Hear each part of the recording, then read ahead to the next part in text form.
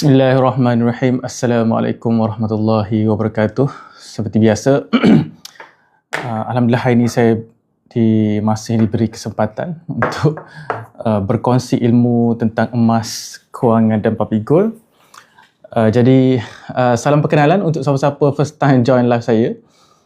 Saya Hafiz Syafi'i, saya seorang dealer emas Papi Gold yang aktif sejak daripada tahun 2016 lagi. Okay. Jadi saya banyak berkongsi ilmu, bukan sekadar tentang macam mana nak beli emas, apa manfaat emas, tapi saya lebih kepada macam mana sebenarnya kita nak kaya dengan emas. Apa sebenarnya tujuan kita menabung dalam bentuk emas? Adakah beli emas tu confirm untung? Okay? Jadi yang menentukan sama ada kita untung ataupun tidak dengan emas sebenarnya adalah dari sudut ilmu kita. Okey, bukan emas yang membuatkan kita kaya tetapi ilmu. Okey, salam perkenalan. Mungkin tuan-puan pagi ni tengah on the way untuk pergi kerja ke macam mana. Saya dah masuk office, inilah office saya. Okey. Jadi hari ni saya nak share sikit, saya nak ulas sikit tentang asas sebelum kita menabung dalam bentuk emas. Okay. Jadi untuk tuan-puan yang mungkin first time, yang tak pernah lagi tahu apa sebenarnya manfaat, kenapa nak kena simpan emas, saya share saya tak ingat berapa point. Dia ada, saya cuba cari sekejap. Okay, ilmu asas tentang emas. Okay. Ilmu asas tentang emas semuanya ada 7. Okay, ini 7. Kalau tuan-puan faham ilmu asas tentang emas, saya yakin tuan-puan at least tak akan rugi dan tak akan jatuh miskin. Okay. Emas, bila kita bercakap tentang emas, akan ada satu kelompok yang dia memang ambil kesempatan terhadap terhadap nama emas itu sendiri. Dia bila kita mungkin dia sesuatu ejen produk ke macam mana, tapi asas emas ni kalau tuan-puan faham tentang asas perkara basic, kita tak termudah untuk terkena skim-skim cepat kaya yang bertopeng kat emas. Okey, hari ni 657. Saya pun tak check lah berapa semalam. Sekejap hari ni 657, semalam saya lupa berapa. Oh tadi. Pam macam mana tu. Okey, baik. Jadi untuk live saya banyak berkongsi bukan sekadar emas bukan segala-galanya, tapi emas salah satu alat sahaja untuk tuan-puan capai bebas kewangan, iaitu tahap kewangan yang mana semua kita mesti capai tahap kewangan tersebut. Kalau tak, kita terpaksa terus bekerja sampai kiamat kalau kita tak capai level kewangan yang terakhir, iaitu financial freedom, bebas kewangan. Jadi dalam video-video saya dan dalam saya punya live, semuanya adalah berkaitan dengan formula kaya dengan emas dan 5 checkpoint kewangan. Bila kita faham dua perkara ni, barulah kita akhir sekali kita menabung emas pun kita tahu tujuan dia. Kita tahu kenapa kita menabung emas, berapa jumlah yang sesuai untuk kita alihkan simpanan kita ke dalam bentuk emas, dan akhir sekali dalam masa 5 hingga 10 tahun macam mana kita nak dapatkan manfaat daripada emas tersebut. Okay? Jadi sebelum tu, ini ilmu paling asas, ilmu paling asas sebelum memulakan simpanan emas. Okay? Yang pertama iaitu beli emas mesti dapat emas secara fizikal. Okay? Sama macam beli kedai-kedai emas itu kita boleh simpan sendiri. Okey, ini asas yang pertama, asas emas. Pen biru dengan pen hitam saya dah memang out dah awak dia. Saya guna pen merah lah. Okey, 7 asas. 7 asas emas kalau tuan-puan faham perkara ni, insya-Allah tak terkena skim cepat kaya yang bertopeng kat emas, ataupun mana-mana tawaran daripada individu ataupun syarikat yang mungkin nampak menguntungkan, tapi sebenarnya ia adalah perangkap untuk kita. Okay? Sebagai contoh, beli emas, adakah beli emas dapat dividen? Itu tuan-puan kena faham perkara ni. Kalau kita tak faham, skim-skim cepat kaya yang bertopeng kat emas ni, dia muncul dalam pelbagai wajah. Ada yang Islamik lah, kononnya apa, support Muslim lah. Akhir sekali kita kena tipu. Okay? Ada yang kononnya beli emas 1 gram dapat 10 gram, beli emas 40 go, beli 1 gram dapat 1 gram, lambat kaya. Kalau beli emas bersama saya, bersama yang scammer tu, dia dapat, tuan-puan mungkin dapat tawaran beli emas, tak perlu keluarkan fizikal. Masuk dekat situ, leverage lah sama-sama, semua benda perkara pelik-pelik akan tuan-puan rasa. Kalau siapa-siapa tak pernah belajar ilmu tentang emas, tuan-puan akan rasa logik dan membuatkan kita terperangkap dekat situ. Okay? Jadi 7 asas emas. Yang pertama adalah beli emas mesti dapat emas secara fizikal. Okay. Mesti ada fizikal. Saya tunjuk contoh. Saya explain dengan lebih detail dekat sini. Kalau tuan-puan, saya yakin kalau tuan-puan join dalam sekitar 5 hingga 10 minit, tuan-puan akan dapat faham asas-asas yang sangat basic ni. Okay? Iaitu mesti dapat fizikal. Dapat fizikal. Ini asas dalam simpanan emas. Jadi berkaitan dengan beli emas mesti dapat emas secara fizikal, sama ada beli macam dekat kedai-kedai emas ataupun tuan-puan menabung dekat akaun emas physical gap pun, tuan-puan, emas yang terbaik adalah emas yang ada fizikal dekat tangan kita. Seperti dekat atas meja saya ni, yang ni ada 1 dinar, semua ni adalah 1 dinar lah, saya tak setuju dekat sini. Ada 3 keping 1 dinar. 3 keping 1 dinar. 1 dinar berat dia 4.25 gram. Jadi asas emas mesti dapat secara fizikal. Jadi bila anda katalah tuan-puan dapat tawaran, oh saya pun dapat emas secara fizikal, boleh keluarkan fizikal. Jadi tuan-puan kena try keluarkan emas secara fizikal. Bukan sekadar dengar saya cakap sebab saya mungkin nasihat saya mungkin bias sebab saya sebagai saya adalah dealer public gold. Jadi tak kisahlah mana-mana ejen, mana-mana syarikat, tuan-puan pergi dekat bank macam mana sekalipun, kalau dibagi tahu boleh keluarkan fizikal, tuan-puan kena test sendiri. Bila asas dia mesti dapat secara fizikal, maksudnya beli hari ni, beli pagi ni, boleh terus arahkan sistem, boleh terus minta, saya nak keluarkan fizikal hari ni, macam mana prosedur dia. Jadi prosedur dia, cik boleh booking dan company akan post sebagai contoh, ataupun booking, pergilah ambil dekat mana-mana cawangan, ataupun booking nanti boleh keluarkan dekat mesin ATM. Itu salah satu cara untuk keluarkan emas public gold. Okay? Jadi adakah beli emas fizikal ni kena ada tempoh matang? Tak ada, tuan-puan. Kalau tuan-puan dapat offer, dapat tawaran beli emas, kena tunggu tempoh matang ke macam mana, itu sebenarnya red flag. Red flag. Sebab apa? Sebab beli emas, walaupun sebagai contoh, dekat akaun emas physical gap, saya buka dekat akaun emas physical gap saya, dekat akaun emas physical gap, saya hari ni baru ada sekitar 45 gram.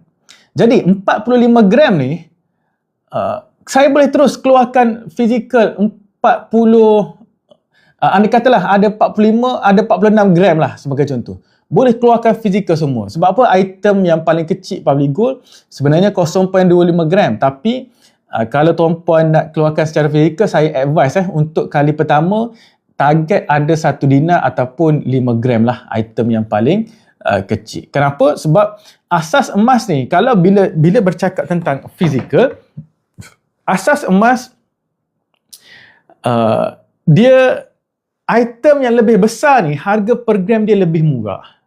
Item yang lebih besar. Sebagai contoh, antara 0.5 gram dengan 1 dinar, yang mana lebih yang mana lebih baik? 1 dinar lebih baik berbanding 0.5 gram. Sebab apa? Sebab 0.5 gram ni item yang kecil. Item yang kecil ni, kos untuk menghasilkan emas yang kecil ni sangatlah tinggi tuan-puan berbanding emas-emas yang lebih besar. Jadi sebenarnya kalau nak murah, beli emas 1 kilogram. Apabila kita beli emas 1 kilogram, harga per gram dia lebih murah. Okay. Jadi kalau mungkin tuan-puan dekat sini ada pesara nak alihkan sebahagian duit KLSP ke macam mana, alihkan kepada item yang besar. Item yang besar supaya kita dapat keuntungan secara maksimum. Mungkin tuan-puan dah faham sedikit asas-asas tentang emas, kemudian nak pilih item yang mana, sama ada nak pilih 1 gram sebanyak 1000 keping, ataupun tuan-puan nak pilih 1 kilogram 1 ketul. Okey? Jadi itu asas emas. Itu mesti dapat emas yang secara fizikal.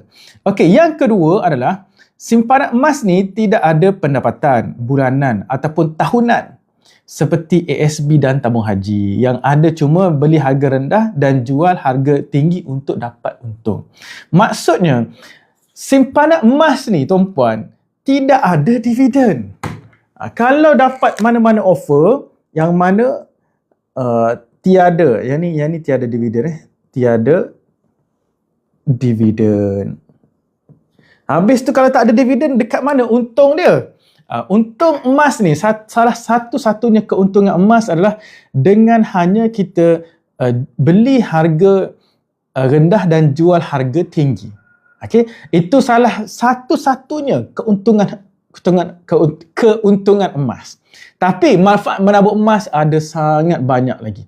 Manfaat menabung emas bukan sekadar kita beli harga rendah dan jual harga tinggi. Salah satunya adalah bila kita menabung emas, emas ni dapat elakkan duit kita daripada bocor. Yang kedua, emas ni dapat elakkan daripada inflasi. Yang kita nampak adalah tentang kenaikan harga emas. Sebenarnya bukan kenaikan harga emas, tapi nilai duit kertas semakin lama semakin menyusut, semakin lama semakin menyusut. Okey. Jadi, kalau dapat mana-mana offer, beli emas dapat dividen, tuan-puan kena hati-hati. Saya pernah dulu tuan-puan, waktu saya tak pasti company tu nama apa. Saya rasa company tu nama Dina Dirham kot. Saya tak ingat lah. Okay? Dan company tu saya rasa sekarang ni dah tak ada lah. Okay? Saya tak skeptikal sangat dengan syarikat tersebut, tapi salah seorang kawan saya, dia kata kalau beli 1 dinar daripada dia, dapat dividen sekitar 1% sebulan. Company tu, syarikat tersebut dia siap masuk dalam TV Al-Hijrah lagi. Okay. Jadi sebab itulah saya bagi tahu, kalau nak tahu emas ni, emas yang betul, sangat simple. Beli emas, dapat emas secara fizikal. Beli emas tidak ada dividen. Kalau dia ada dividen, dia masuk TV Al-Hijrah, dia masuk TV apa-apa pun, kita kena hati-hati. Itu sebenarnya skim cepat kaya yang bertopengkan emas. Okay? Jadi itu asas emas yang kedua. Asas emas yang ketiga.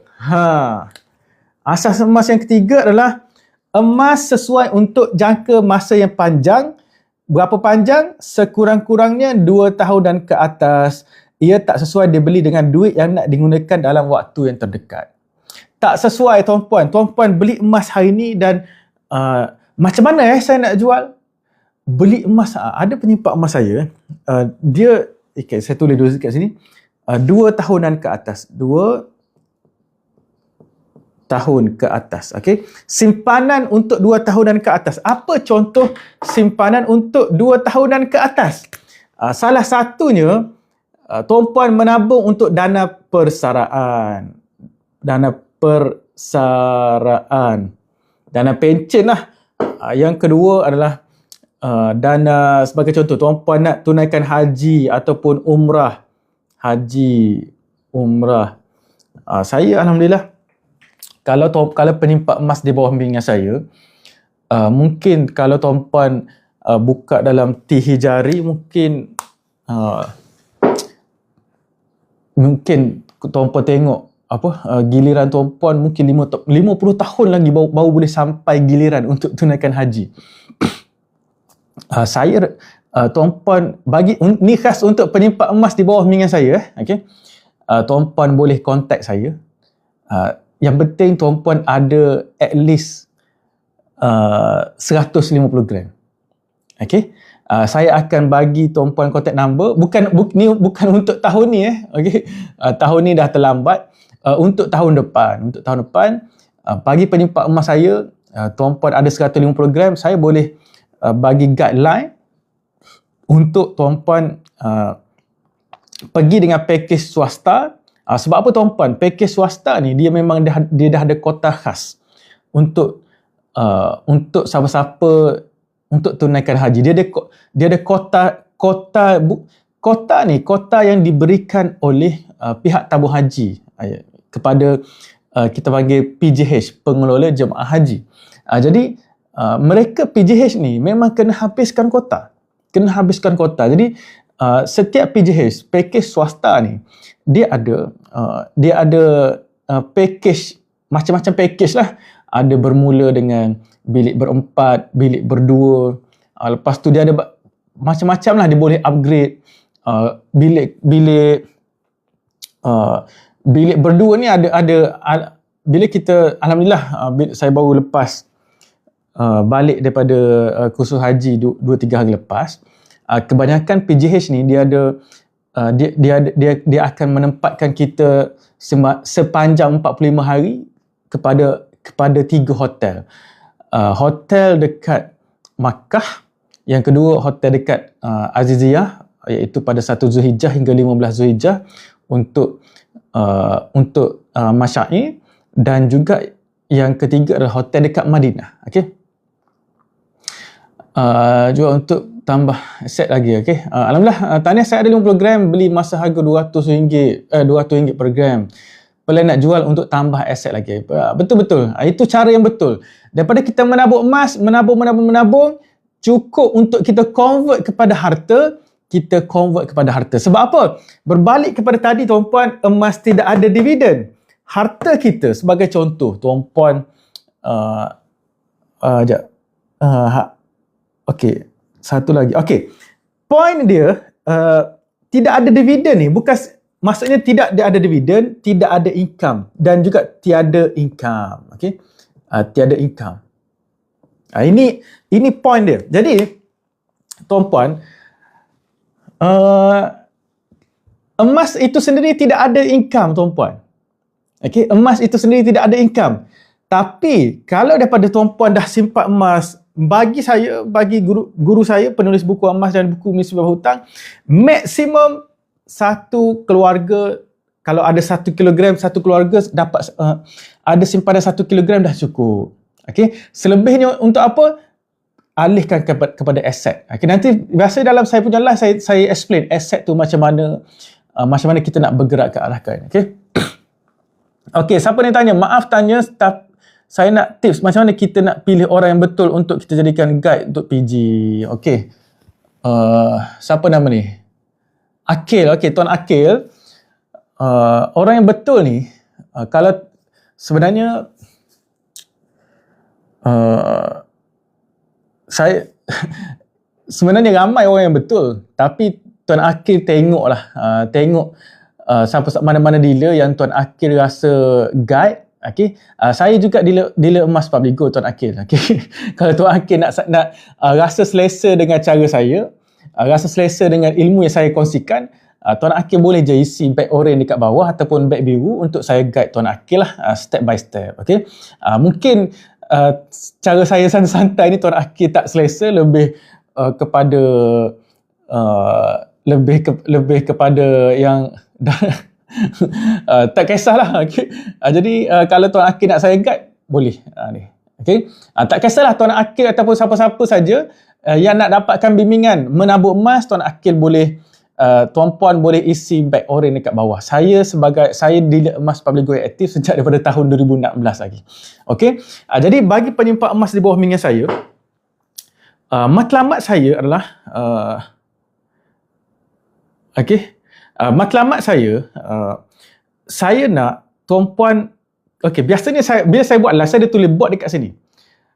Ada penyimpan emas saya yang follow saya akan guide tuan-puan. Bagi yang nak lah, ada juga penyimpan emas, dia tak nak. Dia kata, okey, saya nak menabung saja. Okey. Yang pertama tuan-puan, bila menabung emas ni, yang pertama tuan-puan dapat positive cash flow.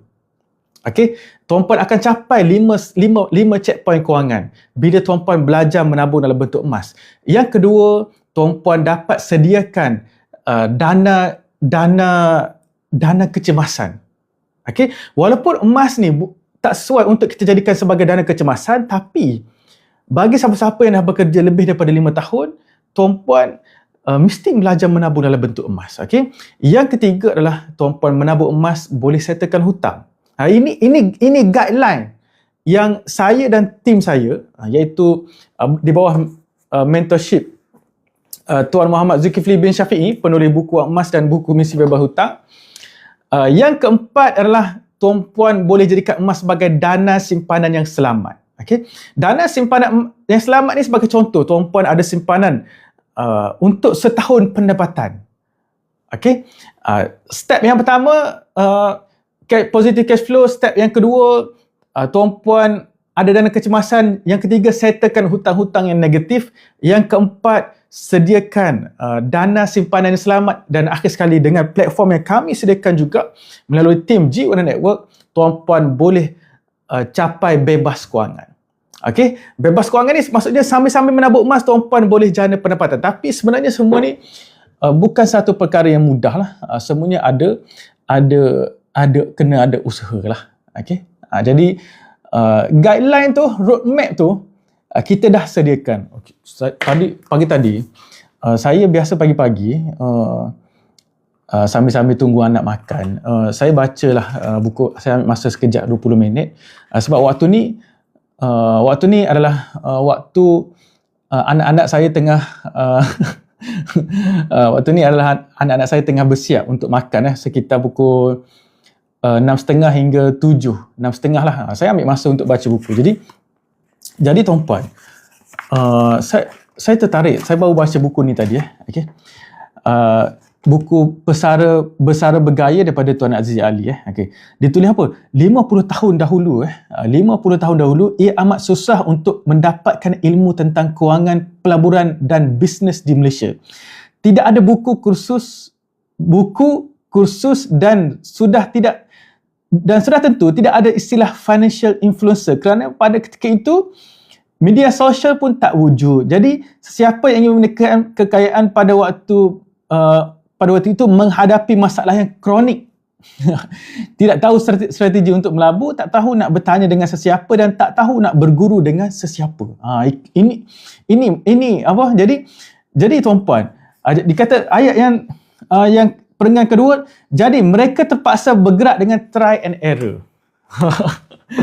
Jadi sebab itulah hari ni tuan-puan, banyak cara, banyak pilihan untuk kita membina kekayaan. Okay? Tuan-puan dah tak perlu nak try and error lagi. Sama juga dalam bisnes, terutama sebagai bisnes public goal sebagai contoh. Bagi penyimpan emas yang sambil nak menabung emas, sambil nak menjana income, mereka tak perlu try and error. Saya tuan-puan, bila saya decide, bila saya nampak okay, bisnes public goal ni, saya nampak peluang untuk saya buat baik, peluang untuk saya berkongsi ilmu kepada masyarakat, dan peluang untuk saya jadikan sebagai ladang pahala. Okay? Dan juga peluang untuk sambil-sambil saya berkongsi ilmu, saya boleh menjana pendapatan. Walaupun insentif dulu public good ni tuan-puan, saya dah jumpa bermacam, dalam circle saya ada bekas bermacam-macam ejen. Bila dia nampak potensi insentif, commission sebagai seorang dealer public good tuan-puan, maksimum 2%. Semua tak berminat. Okay? Sebab apa? Tuan-puan bayangkan, anda katalah tuan-puan dapat bimbing, tuan-puan membimbing salah seorang penyimpan emas yang menabung RM100, kita sebagai seorang dealer cuma dapat RM2. Tapi saya nampak lebih daripada ni. Sebab apa? Sebab saya pernah untuk menjana passive income ni, iaitu untuk membina harta, Saya pernah try jual keropok tuan-puan. Tak senang tuan-puan jual keropok. Okey. Cerita dia macam ni tuan-puan. Bila saya ditransfer ke dekat Tawau. Dekat Tawau ni, ikan terlalulah murah berbanding dekat Semenanjung. Ikan tuan-puan boleh dapat RM1 sekilo. Tapi dekat Tawau ni, tak ada yang buat, tak ada yang jual keropok macam dekat Kelantan ataupun Terengganu. Tak ada. Okay, jadi konon-konon saya pun belilah mesin buat keropok. Waktu tu saya sebagai seorang engineer, saya beli mesin buat keropok, try lah buat keropok sekali. Dah lah ambil masa lama, tak jadi pula tu. Okay, dah lah kita tak banyak masa. Jadi saya kata, ini tak boleh ni, tak sesuai ni. Memakan banyak masa, walaupun kos murah, tapi masa saya tak sempat. Kita dah lah sibuk dengan kilang lagi, tiba-tiba nak pergi buat keropok pula, memanglah tak ada masa. Okay. Yang kedua, bagi saya, bisnes public good ni adalah satu benda yang mengarut. Sebab apa?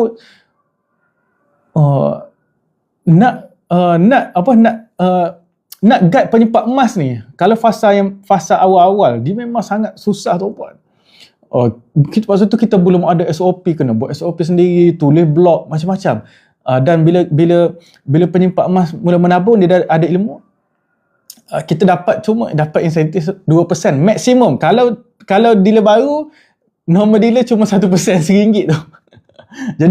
Jadi bagi saya, ni dah lah, ni insentif kecil. Lepas tu saya pun pergilah explore tentang hartanah. Okay? Bagi tuan-puan nak menjana passive income. Okay, sebenarnya hartanah adalah salah satu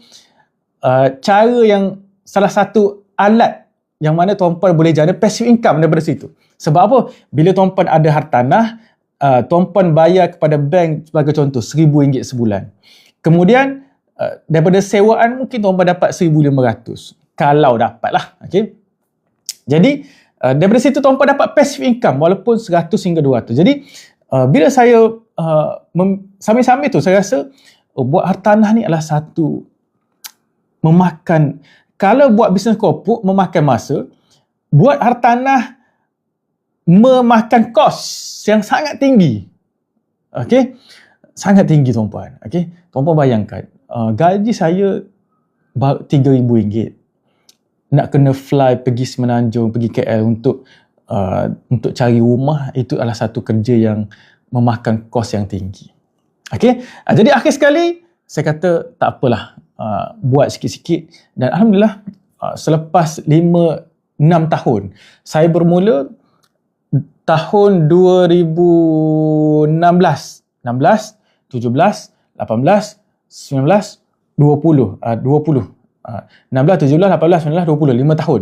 5 tahun, alhamdulillah, passive income daripada hasil daripada bimbingan. Saya bimbing masyarakat menabung emas. Bolehlah dapat 3 hingga 4 ribu. Lebih besar daripada saya bekerja sebagai seorang engineer. Tak banyak tuan-puan. Tapi itu adalah perkara ni adalah perkara yang menyeronokkan saya. Saya dapat bantu penyimpan emas jadi kaya dengan emas.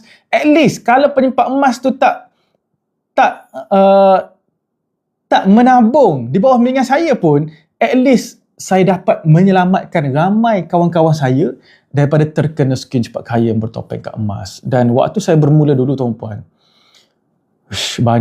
sangat banyak skim cepat kaya yang bertopeng kat emas.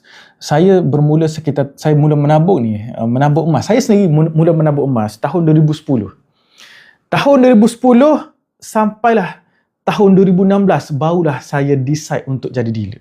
Dan kenapa antara salah satu sebab kenapa saya nak jadi dealer public good, sebab saya tengok ramai kawan-kawan saya terkena skim cepat kaya tok belakang. Okey, kesian. Saya tengok kesian. Jadi saya fikir tak apalah, kalau bukan sebab duit, at least saya dapat menyelamatkan ramai kawan saya untuk elak daripada terkena skim cepat kaya yang bertopeng kat emas. Okey, jadi dengan pengalaman 6 tahun saya pada ketika itu, saya fikir saya social media saya ni adalah jadi tempat ladang pahala untuk saya nanti. Okay? Dr. Elvino, Assalamualaikum tuan. Follow daripada Aceh. Okay, welcome. Welcome, selamat datang ke saya punya live. Salam perkenalan. Saya Hafiz, seorang dealer emas Papigo yang aktif sejak daripada tahun 2016 lagi sampailah hari ini. Okay. Baru step yang ketiga itu. Step yang bukan step. Point yang ketiga. Yang keempat adalah harga emas confirm naik dalam jangka masa panjang. Disebabkan oleh kuasa beli duit kertas confirm akan merosot dari tahun ke tahun.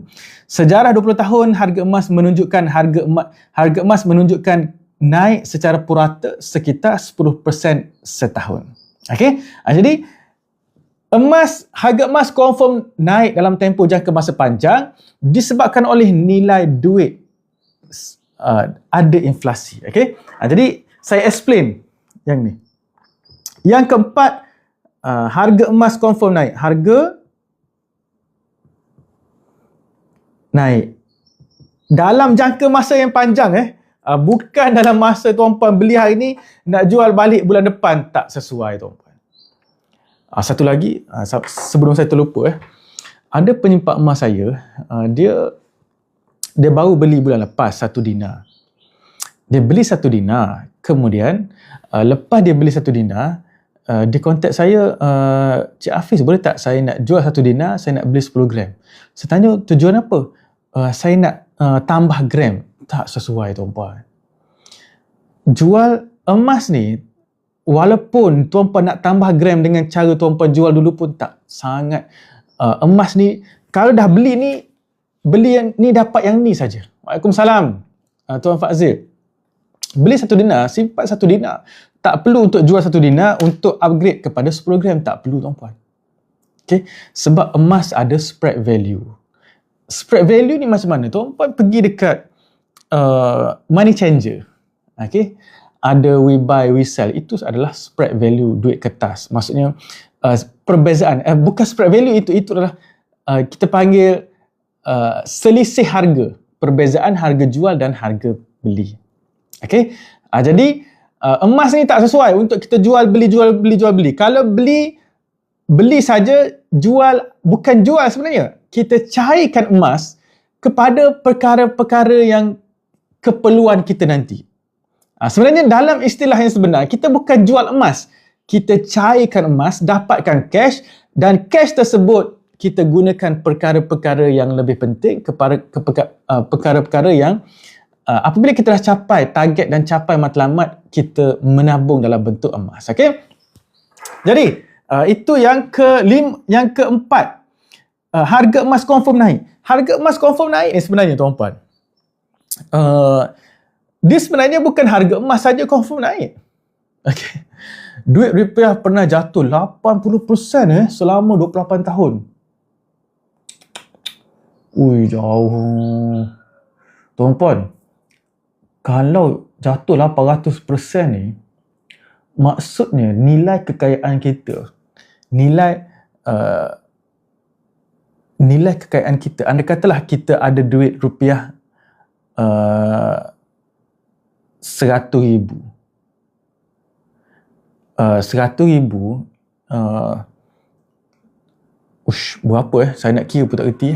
Kalau 80%, kalau jatuh 80%, 100,000 maksudnya kuasa beli dia jadi 20,000. Kalau 800% saya tak pasti buat macam mana nak kira dia. Sebab dia dah lebih 100% tu, dia pening sikit nak kira dia. Okay? Jadi itulah antara risiko tuan-puan bila kita simpan duit kertas. Okay? Dan kenapa saya boleh bagi tahu kenapa harga emas confirm naik? Sebab macam mana kita nak tahu harga emas confirm naik tuan-puan? Sangat senang. Kos barang mentah, kos hidup kita confirm naik. Maksudnya kos roti gardenia. Okay? Sebuku roti gardenia kita dah tahu dah 5 tahun akan datang akan confirm harga dia lebih mahal daripada hari ini. Okay? Jadi itu yang keempat. Yang kelima, simpan emas bermaksud kita simpan duit. Beli emas duit tak habis, bila nak pakai duit boleh jual ataupun pajak sahaja bila-bila masa. Okay? Yang kelima adalah ibarat kita simpan duit, kita cuma simpan. Simpan emas sama dengan simpan duit. Sebab apa? Bila kita simpan emas, sebab itulah saya langsung tak rasa bersalah apabila saya ajak masyarakat menabung dalam bentuk emas. Sebab apa? Sebab bila kita menabung dalam bentuk emas ni, saya ajak masyarakat untuk menabung, bukan menghabiskan duit. Okey, tuan-puan beli hari ni 1 dinar. Ibarat sebenarnya tuan-puan menabung 1 dinar yang bernilai sekitar RM2,800. Sebenarnya bukan kita beli emas, tapi kita menabung. Kita alihkan simpanan kita, alihkan cash kita ke dalam bentuk emas. Okey? Dan yang keenam adalah waktu terbaik beli emas ialah bila ada duit untuk jangka masa yang panjang, bukan tunggu harga rendah. Beli dulu dengan bajet kecil sebagai benchmark, barulah akan faham tentang turun naik harga emas. Okey? Maksudnya yang keenam ini, saya nak buat ringkasan dia. Fokus kepada gram lah. Fokus kepada gram. Okey, saya ulang waktu terbaik beli adalah bila ada duit untuk jangka masa yang panjang. Bila ada duit untuk panjang, bukan tunggu harga rendah. Beli dulu barulah kita sebenarnya tuan-puan, kita tak akan faham berapa harga emas, berapa murah yang dikatakan harga emas yang murah, berapa mahal yang dikatakan harga emas yang mahal. Okay? Jadi bila kita nak menabung emas tuan-puan, jangan tunggu ada duit lebih.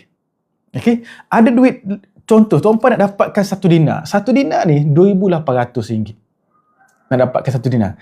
Tapi tuan-puan nak dapatkan jangan tunggu tuan-puan ada RM2,800 baru nak menabung untuk dapatkan 1 dinar. Hari ni tuan-puan, Publigo dah sediakan platform untuk memudahkan kita menabung. Dengan adanya akaun emas physical gap, tuan-puan boleh terus menabung dekat sini, boleh top up saja dekat situ. Ada duit lebih 100, tuan-puan top up 100. Hari ni 100 dapatlah sekitar 0.1522 gram harga emas. Sebelum ni saya buat live 0.16, 0.17, 0.2 gram. Hari ni tuan-puan 100 gram cuma kita dapat sekitar 0.1522 gram. Okey. Jadi dengan akaun emas physical gap ni sangat mudah untuk kita alihkan simpanan kita. Kita nak selamatkan duit kita daripada kebocoran wang. Okey. Itu poin yang keenam. Okey, poin yang terakhir adalah waktu terbaik untuk jual. Ini saya kena explain ni. Okey, waktu terbaik untuk jual emas. Okey, yang ketujuh, sudah settle. Jual emas. Bila 3 waktu terbaik untuk kita jual emas? Adakah bila kita beli ni kita kena sentiasa monitor harga? Sebab kita nak jual emas ni nak kena tengok harga. Adakah bila kita beli ni nak kena faham, kena study tentang turun naik harga emas, kena study ekonomi dunia? Tak perlu tuan-puan. Orang dulu tuan-puan, orang lama business owner hari ni bila dia baru naik sikit, tak kisahlah apa-apa business, majority business owner dia kelang kabut nak upgrade lifestyle. Dia rasa pengalaman saya buat bisnes ni, kalau dapat saya pun ada kawan-kawan yang buat bisnes dapat sedikit durian runtuh, terus nak upgrade lifestyle. Upgrade dulu waktu sebelum buat bisnes okey je pakai MyV sebagai contoh. Lepas buat bisnes untung terus upgrade lifestyle, pakai kereta konti ke macam mana, tak kisahlah apa-apa business service sekalipun. Jadi dia tak faham formula untuk kita memiliki kekayaan. Kaya bersamaan, saya tulis kaya bersamaan tuan-puan ada simpanan tambah harta tolak dengan hutang. Okey, bila dia upgrade lifestyle, sebenarnya dia tambah hutang. Apabila dia tambah hutang, maksudnya dia semakin lama semakin bergerak ke arah kemiskinan. Okey. Kalau nak bertambah kaya, jadi kita kena tambah harta lah, tambah harta, minimumkan dalam berhutang. Minimumkan dalam berhutang, tambah harta, tambah simpanan. Jadi anda katalah tuan-puan dapat keuntungan bisnes. Adakah keuntungan bisnes tuan-puan masuk dalam simpanan ataupun jadi harta ataupun menjadi hutang? Okey, ramai yang buat silap. Bila dia nampak untung sikit, dia pun pergi upgrade lifestyle. Bila upgrade lifestyle, bila bisnes tak okey ataupun bila siapa-siapa kerja makan gaji sekalipun, bila dia hilang punca pendapatan dah, dia terpaksa gadai itu, gadai ini, terpaksa jual itu dan jual barang-barang lain lah. Okey. Jadi berbalik pada cerita tadi, okey. Orang dulu-dulu tuan-puan, orang lama. Okey, saya adalah seorang makcik ni, dia dah arwah dah, okey. Saya simpan duit 10 juta rupiah kat bank BRA tahun sampai sama 10 tahun. Habis duit saya kat bank. Ush. Dr. Elvino kena share untuk kesedaran masyarakat.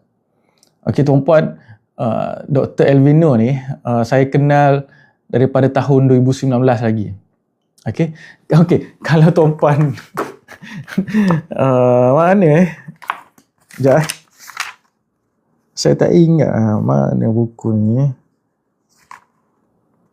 Emas sebagai duit antarabangsa 64.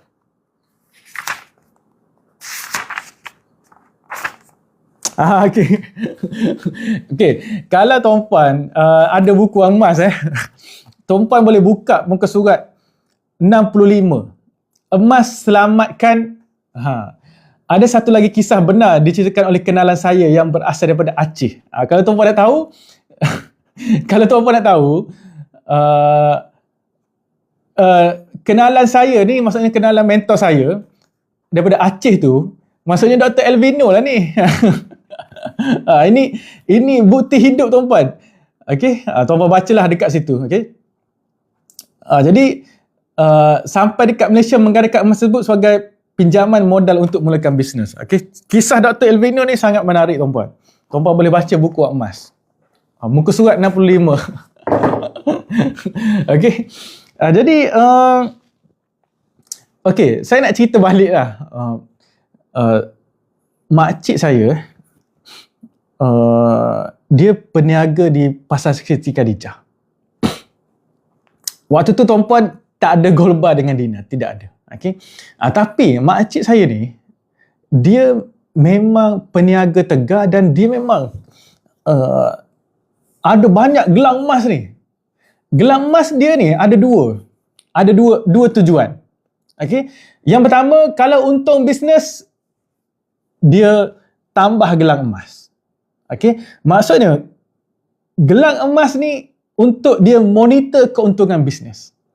Jadi secara tak langsung, walaupun arwah makcik saya ketika itu, dia pun tak faham tentang formula-formula untuk membina kekayaan ni. Yang dia tahu, untung berniaga simpan, untung berniaga simpan, untung berniaga simpan. Okey? Dan satu lagi, anda katalah dia perlukan modal untuk berniaga. Anda katalah mungkin dia dah kehabisan duit untuk berniaga, tapi dia ada emas. Emas dia gadaikan untuk modal berniaga, iaitu modal berniaga ni adalah salah satu bentuk harta. Okey? Macam mana pendapat Encik tentang beli rumah? Beli rumah bergantung. Okey? Okey, ini pendapat saya. Okey, saya suka bagus soalan ni. Okey. Kita kena ingat. Saya explain tentang saya ingat saya ada hutang tentang jual emas. Hutang untuk explain jual emas. Okey. Tapi yang ni sebab saya nak share, tapi lebih baik saya berkongsi tentang soalan yang siapa ni tanya, Miss Rus. Okey. Kalau baca kebanyakan buku-buku kewangan dekat Malaysia, okey. Pada 5 tahun yang pertama, okay, untuk beli rumah, kita kena ingat, rumah ni, kalau rumah yang kita duduk sendiri, harta ni, salah satu bentuk harta adalah yang pertama adalah apa maksud harta? Harta adalah apa-apa sahaja yang membuatkan duit masuk ke dalam poket kita. Duit masuk ni bermaksud positive cash flow. Positive cash flow. Duit masuk dalam poket, duit masuk dalam bank. Tak buat apa-apa, tak perlu pergi kerja tapi duit masuk setiap bulan. Itu adalah harta. Okey, itu istilah harta. Kalau adakah rumah itu harta? Dia tak semestinya. Kalau kita jadikan rumah yang kita beli itu untuk duduk sendiri, itu adalah liability. Sebab apa? Rumah yang kita duduk sendiri, kita kena keluarkan duit. Tak kisahlah rumah duduk sendiri kita sewa ataupun kita beli. Kalau sewa, tak mampu bayar sewa, kena halau oleh owner. Kalau beli, tak mampu bayar, kena halau oleh bank. Sama saja. Okey? Jadi, dalam fasa untuk kita bergerak menuju ke arah financial freedom, untuk kita bebas kewangan, pada fasa yang pertama, beli rumah dulu. Beli rumah, bukan tak boleh beli rumah. Beli rumah untuk kita jadikan rumah tersebut sebagai pelaburan. Rumah tersebut kita jadikan harta untuk kita. Okey? Rumah yang menjadikan harta sebagai contoh adalah rumah sewa. Rumah sewa. Sebagai contoh, kita bayar bank RM1,000, bayar bank, kita dapat sewa RM1,300. Maksudnya setiap bulan kita ada extra cash flow RM300 sebulan. Okey. Jadi adakah tak boleh beli rumah duduk sendiri? Boleh, tak ada masalah. Okey. Tapi kena ingat, rumah duduk sendiri itu adalah liability. Kalau saya lah, pendapat saya, kalau kita nak miliki liability, pastikan kita bayar dengan passive income. Bayar menggunakan duit yang kita tak perlu pergi kerja.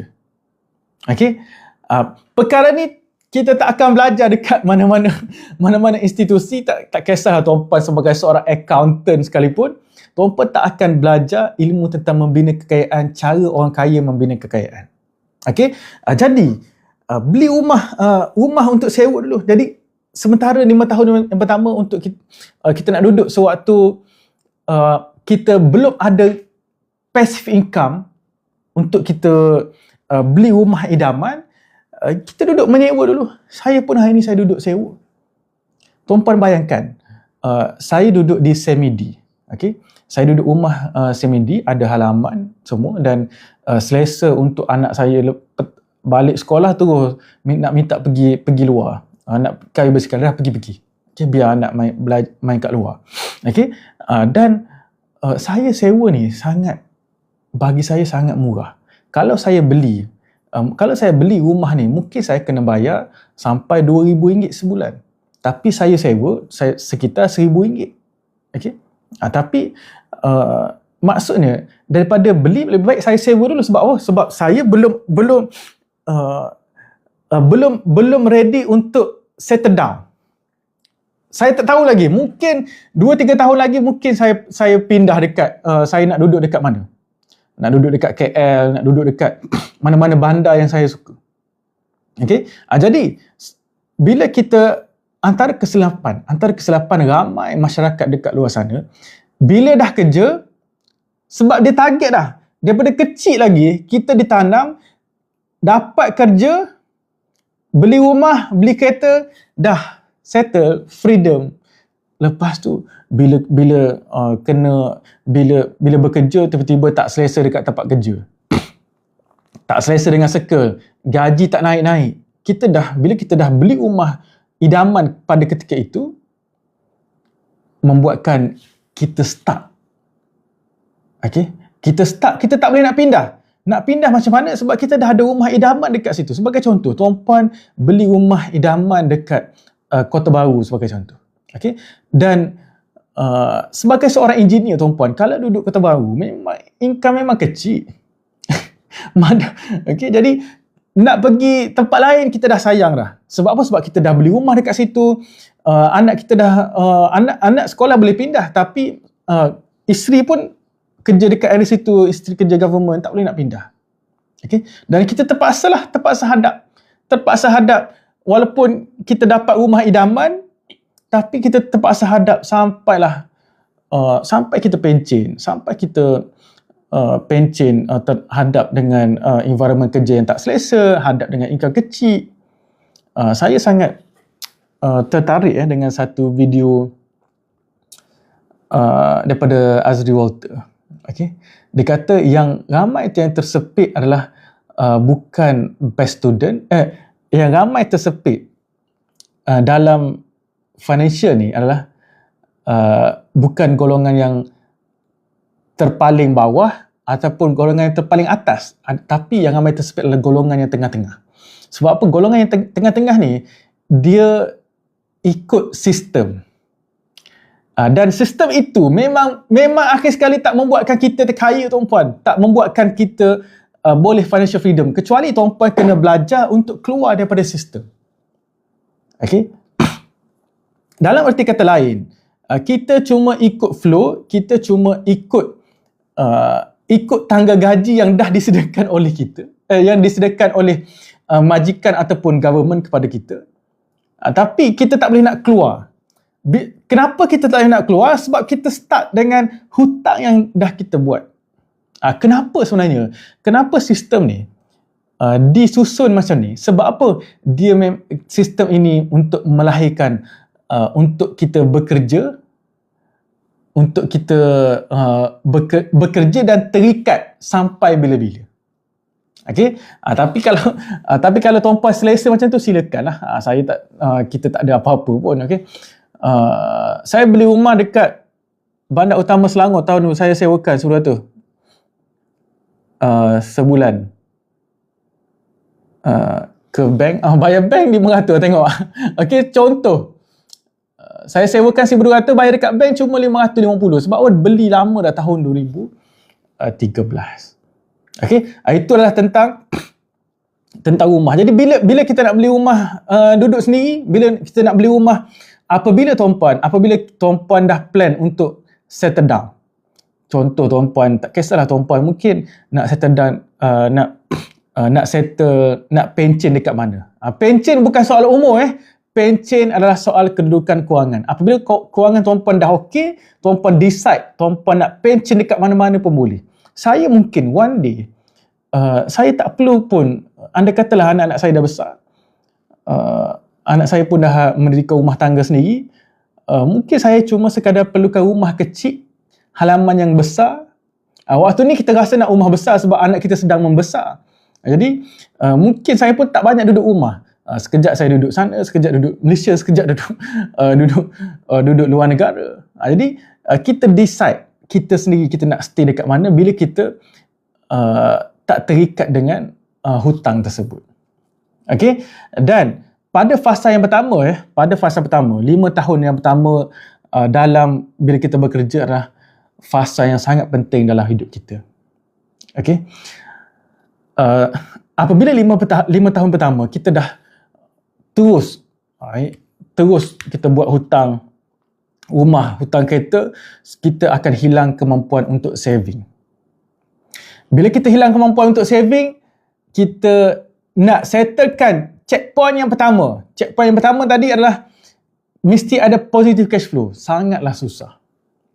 Jadi, bila kita 5 tahun pertama ni, sebelum buat apa-apa komitmen kewangan, saya nasihatkan untuk tuan-puan baca at least 10 buah buku tentang kewangan. Tuan-puan dapatkan sedikit pandangan daripada penulis tersebut dengan baca buku. Okay. Barulah kita akan buat decision kewangan dengan cara yang betul. Kita tak buat kesilapan yang ramai masyarakat buat dekat luar sana. Okay, itulah saya explain tentang rumah tadilah. Okay, jadi saya ada terhutang tadi, hutang untuk explain untuk kita jual emas. 3 keadaan untuk kita jual emas. Yang pertama adalah untuk kita jual emas. Jual emas. Yang pertama, apabila kita terdesak nak pakai duit. Okey, sama-sama. Okey, terdesak nak pakai duit ni tuan-puan. Maksudnya, duit dana kecemasan kita dah habis. Untuk kita emas ni, okey, step 5 checkpoint kewangan. Yang pertama adalah positive cash flow. Positive cash flow. Yang kedua adalah dana kecemasan. Dana cemas. Step yang kedua ni, kita dah ada dah. Berapa ribu dana cemas? Kalau gaji kita 5,000, dana kecemasan 15,000. Iaitu sebanyak 3 bulan. Apabila duit dana kecemasan kita dah habis, barulah kita ada emas, barulah kita menggunakan emas tersebut. Iaitu bila kita betul-betul terdesak. Jadi kalau kita betul-betul terdesak ni, bukan untuk kita kos untuk kita belanja waktu hari raya, tak tuan-puan. Okay? Betul-betul terdesak. Sebagai contoh, kita hilang punca pendapatan. Kita dah gunakan 3 bulan saving, tinggal ada lagi emas. Emas kita boleh teruskan. Kita jual untuk cairkan untuk kehidupan waktu tersebut. Terdesak. Macam mana?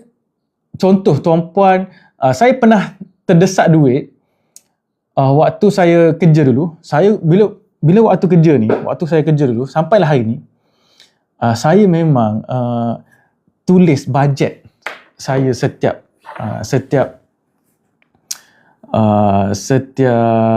apa? Saya tunjuk contoh saya tulis bajet. Okey, contoh saya dapat gaji 3,000. Saya dah buat siap-siap. RM100 masuk sampul untuk beli pampers. RM500 untuk duit makan minum. Road tax kereta. Saya simpan siap-siap duit maintenance kereta. Jadi duit sampul ni ada tujuan dia, walaupun bukan untuk sekarang, tapi mungkin tujuan dia untuk 5 tahun, untuk tahun depan. Okey. Jadi saya simpan siap-siap. Dan pada ketika itu saya pernah terdesak nak pakai duit sebab kucing saya sakit. Saya lupa nak masukkan bajet perubatan kucing saya dalam bajet setiap bulan. Bajet untuk makan minum kucing saya masuk dalam bajet. Tapi untuk kucing sakit, saya lupa. Kucing sakit tak ada insurans, tuan-tuan. Okey. Jadi, kucing saya sakit, saya rasa dia ni, saya duduk dalam sawit, mungkin dia termakan racun tikus. Saya bawa ke klinik, habis banyak juga, 100-200 ringgit juga. Dan saya terpaksa pinjam sekejap duit sampul yang lain dan saya kena ganti balik. Untuk saya ganti balik, saya aranukan emas yang saya ada. Saya ingat lagi waktu tu saya aranu emas tak banyak. Saya dapatkan saya aranu emas sekitar 200-300 ringgit saja. Dan bila dapat gaji balik, kita kena susun balik untuk bayar aranu tersebut. Okey, jadi sama ada kita nak jual ataupun aranu, kita tengok. Kalau kita rasa boleh tebus balik, sebab kita tak ada orang lain tahu, kita saja yang tahu. Kita aranu, kalau rasa tak boleh nak tebus, lebih baik kita jual saja. Okey. Yang kedua adalah apabila kita capai matlamat. Bila kita nak jual emas, sebagai contoh, matlamat. Sebagai contoh, tuan-puan ada 100 gram. Tuan-puan target 100 gram. Nak tunaikan haji. Nak tunaikan haji. Tuan-puan belum lagi dapat panggilan haji. Okey? Tapi tuan-puan menabung dulu 100 gram. 100 gram ni tuan-puan dah prepare siap-siap. 100 gram ni kalau dapat panggilan haji, aku nak gunakan untuk tunaikan haji. Jadi sambil-sambil tu tuan-puan dah sediakan cash. Sambil-sambil tuan-puan, bila tuan-puan dah ready duit tuan-puan terus buat rayuan. Tuan-puan, kalau tuan-puan hari ni, kalau tuan-puan cek simpanan emas tuan-puan ada 150 gram lah sebagai contoh. Tuan-puan boleh terus buat rayuan under PJH. Saya yakin 90% tuan-puan akan dapat. Tapi yang penting tuan-puan kena register lebih daripada 5 tahun. Register daftar haji. Kena ingat daftar haji dan buka akaun tabung haji dia tak sama. Tuan-puan buka akaun tabung haji tak bermaksud tuan-puan dah daftar haji. Daftar haji kena pergi daftar haji dekat Hajj Service tu. Okey? Jadi bila dah capai matlamat, sebagai contoh, tuan-puan dah menabung 10 dinar untuk tunaikan umrah dalam masa 2 tahun akan datang.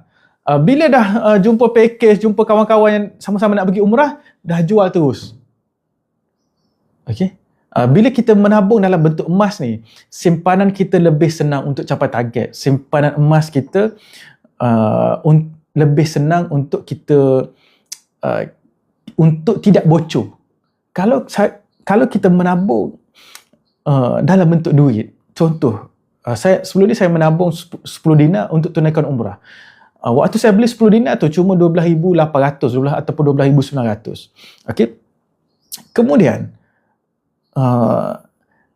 selepas setahun harga 10 dinar tu meningkat daripada 12,900 kepada 20,000. Hari ni 10 dinar dah 28,000.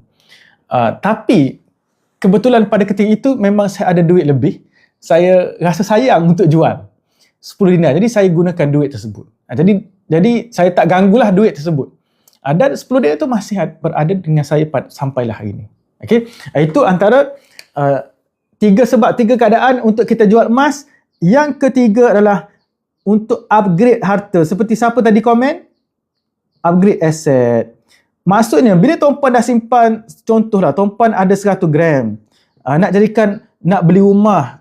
Rumah adalah salah satu bentuk yang tuan-puan boleh jadikan aset. Rumah boleh menjana income. Emas itu sendiri tidak menjana pendapatan. Okay, itulah sebenarnya asas untuk kita jual emas. Kita jual emas bukan sebab harga naik, kita jual emas ada tujuan dia.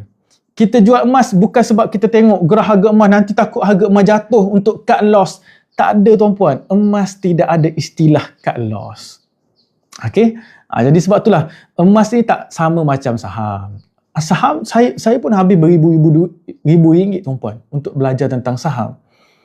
Saham memang ada cut loss. Sebab apa? Saham mungkin anda katalah company tu corruption, berlaku apa-apa dalam company tersebut, mungkin saham tersebut boleh jadi kosong. Tapi nilai emas tak akan menjadi kosong. Kita jadikan emas ni sebagai salah satu alat untuk simpanan. Emas bukan segala-galanya, tapi emas salah satu alat untuk kita membina kekayaan. Dengan adanya emas, tuan-puan boleh letak matlamat untuk bergerak untuk kita capai financial freedom, bebas kewangan. Jadi, bebas kewangan ialah apabila tuan-puan capai satu tahap di mana tuan-puan ada passive income. Income di mana kita tak perlu pergi kerja tapi ada duit. Kita boleh capai financial freedom. Passive income kita melebihi kos hidup kita setiap bulan.